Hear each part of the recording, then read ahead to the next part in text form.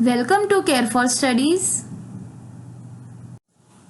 आज हम कक्षा 10वीं के विज्ञान की कार्यपत्रक 9 करेंगे। इस कार्यपत्रक में हमें कुछ क्रियाकलाप दिए गए हैं धातु और अधातुओं पे। आज हम उनको पढ़ेंगे एक एक करके। पहली जो हमारी क्रियाकलाप है मतलब एक्टिविटी है वो है निम्नलिखित तालिका पूरी करिए कि हमें इसके अंदर एक तालिका दी गई है मतलब टेबल दी गई है, हमें उसे पूरा करना है।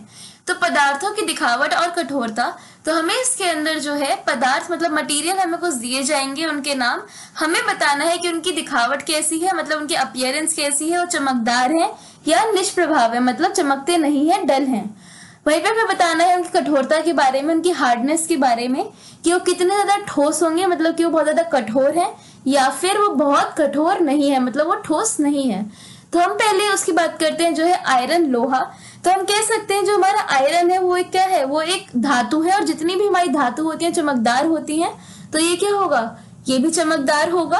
और जितनी भी हमारी धातु होती है वो कठोर होती है, तो ये बहुत ज्यादा कठोर होगा। अगला हम देखते हैं कोयला। कोयला एक अधातु है और अधातु क्या होती है, हमारी चमकदार नहीं होती है, तो ये क्या हो जाएगा, ये निष्प्रभाव हो जाएगा। और हमारा जो कोयला है वो अधातु है तो ये ठोस भी नहीं होगा क्योंकि अधातु हमारे ठोस नहीं होते, तो इसका आंसर आ जाएगा बहुत कठोर नहीं है। अगला है एल्यूमिनियम। तो एल्यूमिनियम जो है वो हमारा एक धातु है और सारी धातु हमारी क्या होती है, मैंने आपको पहले भी बताया था कि चमकदार होती है, तो इसमें आ जाएगा चमकदार। और अगला हमारा आ जाएगा बहुत कठोर, क्योंकि जितनी भी धातु होती हैं वो हमारी ठोस होती हैं, कठोर होती हैं। अगला है पेंसिल लेड। अब आपको इसका बहुत ज्यादा जो है ध्यान देना है इस पॉइंट का कि पेंसिल जो लेड है, ठीक है, पेंसिल की जो नोक होती है वो ग्रेफाइट से बनती है। बच्चों को ये ध्यान रखना है कि जब भी हम पेंसिल की नोक की बात करेंगे, पेंसिल की लेड की बात करेंगे, तो हम इसके अंदर ग्रेफाइट की बात कर रहे हैं जो अधातु है, ठीक है। आप कहीं पर भी लेड जो धातु होती है उसके बारे में नहीं लिख कर आएंगे, क्योंकि जो लेड धातु है वो पेंसिल की नोक में नहीं होती, वो पेंसिल की लेड बनाने में काम नहीं आती है। पेंसिल की लेड बनती है हमारी ग्रेफाइट से जो एक अधातु है। तो हम देखते हैं पेंसिल की लेड की दिखावट कैसी होगी। तो पेंसिल की लेड की दिखावट होगी, क्योंकि ग्रेफाइट क्या है, ग्रेफाइट एक अधातु है, लेकिन ये इकलौता ऐसा अधातु है जो चमकदार होता है। तो हम कह सकते हैं कि जो पेंसिल की लेड है वो चमकदार है क्योंकि ग्रेफाइट में चमक होती है। और अगर हम इसकी कठोरता के बारे में बात करें तो ग्रेफाइट हमारा ठोस नहीं होता है, तो इसलिए हम कह सकते हैं कि वो बहुत कठोर नहीं है।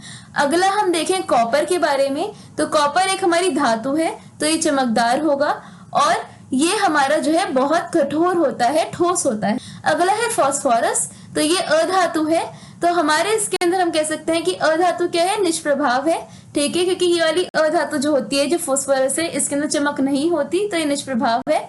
और ये भी हमारा जो है ठोस नहीं होता, तो हम लिख देंगे कि बहुत कठोर नहीं है।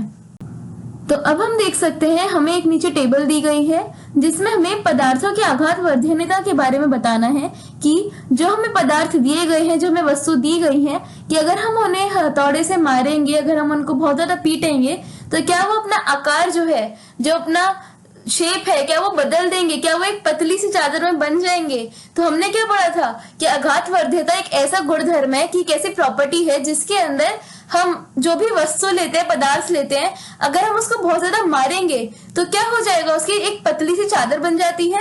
तो हमें एक यही चीज बतानी है इसके अंदर कि हमारे जो नीचे पदार्थ दिए गए हैं, अगर हम उनको हथौड़े से मारेंगे तो क्या होगा, क्या वो चपटे हो जाएंगे या उनके टुकड़े हो जाएंगे, मतलब वो टूट जाएंगे। तो हम पहला देखते हैं लोहे की कील। तो लोहे की कील क्या है, वो एक धातु है और धातु हमने पढ़ा था क्या होते हैं, वो बहुत ज्यादा ठोस होते हैं। तो ठोस होने की वजह से जब हम उसको हथौड़े से मारेंगे तो वो चपटा हो जाएगा, वो टूटेगा नहीं। तो हम कह सकते हैं कि लोहे की कील क्या है, वो जो है आघात वर्ध्यतक है, ठीक है, मतलब उसके अंदर क्या है, वो मैलिएबल है और इसलिए वो चपटा हो जाएगा। नेक्स्ट है कोयले का टुकड़ा। तो कोयले का टुकड़ा क्या है, ये एक अधातु है और ये जो है आघात वर्ध्यता इसके अंदर नहीं होती है, अगर हम इसको मारेंगे तो ये टूट जाएगा, ये पतली चादर में परिवर्तित नहीं होगा। तो हम कह सकते हैं कि ये क्या हो जाएगा, इसके टुकड़े हो जाएंगे, तो इसका आंसर है टुकड़े हो गए। अगला है एल्यूमिनियम की तार। तो ये भी धातु है, तो इसके क्या हो जाएगा, ये भी चपटा हो जाएगा, तो इसका आंसर है चपटा हो गया। अगला है पेंसिल की लेड। तो हमने अभी भी पहले क्या मैंने आपको बताया था कि जब पेंसिल लेड है वो ग्रेफाइट की बनी होती है और ग्रेफाइट एक अधातु है, तो अगर हम अधातु पे जब भी मारते हैं तो वो क्या होता है, वो टूट जाते हैं, वो पतली चादर में परिवर्तित नहीं होते। तो ये क्या होगा, ये भी टूट जाएगा। तो हम कह सकते हैं कि इसका क्या होगा, पेंसिल के लेड के भी टुकड़े हो जाएंगे, ठीक है, क्योंकि ये जो है ग्रेफाइट से बनता है जो एक अधातु है। जो नेक्स्ट एक्टिविटी है वो है, याद करिए किसी वस्तु में विद्युत का प्रवाह होता है या नहीं, यह परीक्षण करने के लिए विद्युत परिपथ कैसे बनाया जाता है। तो हम यहाँ पे चित्र 2 में देख सकते हैं कि इसके अंदर क्या बना हुआ है, एक विद्युत का परिपथ बना हुआ है। तो इसमें हमें जो है, हम अगर किसी भी चीज में हमें पता करना है कि उसके अंदर विद्युत का प्रवाह होता है या नहीं, मतलब उसके अंदर से बिजली जो है वो पास थ्रू हो रही है या नहीं हो रही, तो हम कैसे पता लगाएंगे, तो हम विद्युत का परिपथ मतलब इलेक्ट्रिक सर्किट बनाकर जो है हम पता लगा सकते हैं कि जो विद्युत है, जो बिजली है, वो उसके अंदर से पास थ्रू हो रही है या नहीं हो रही है। अब हमने कक्षा 6 के अंदर जो है विभिन्न वस्तुओं के साथ यह क्रियाकलाप किया था।